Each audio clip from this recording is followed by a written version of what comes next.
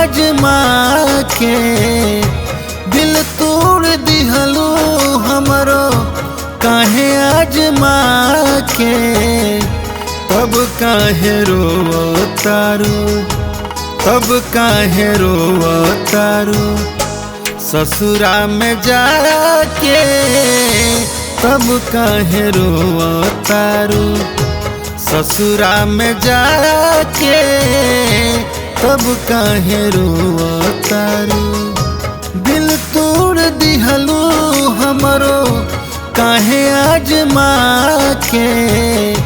तब काहे रोवतारू ससुरा में जाके। तब काहे रोवतारू।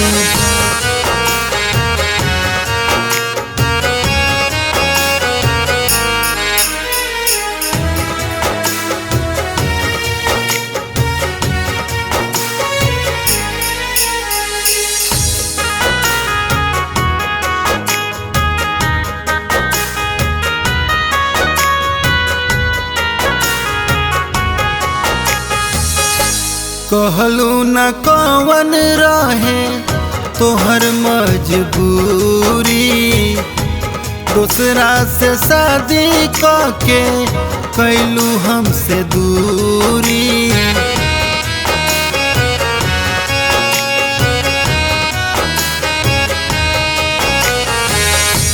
कहलू न कौन रहे तोहर मजबूरी।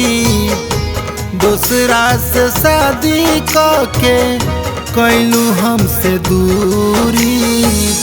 मिले खातिर दिल हमरो मिले खातिर दिल हमरो रहे छछना के। तब काहे रोवतारू ससुरा में जाके।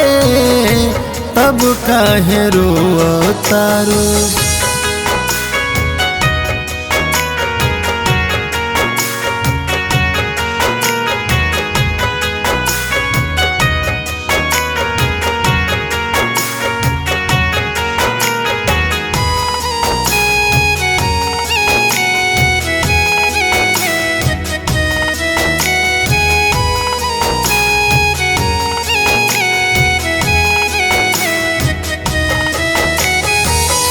छूट गईल आशा भैनी तोहसे निराश हो।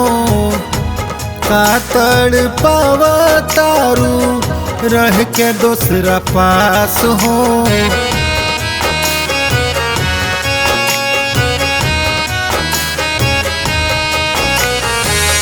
छूट गईल आशा भैनी तोहसे निराश हो।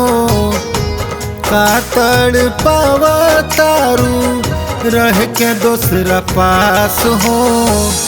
याद कर गइलू जहिया याद कर गइलू जहिया डोली में लुका के।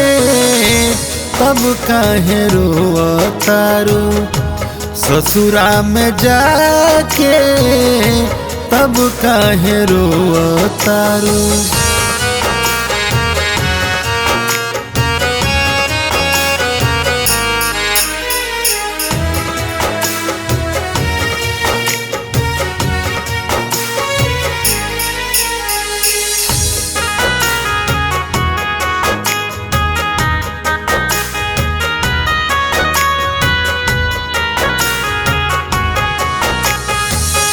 काहे पछतालू सब तहरे नु दोष बा। चली ना बहाना कवनो इहे अफसोस बा।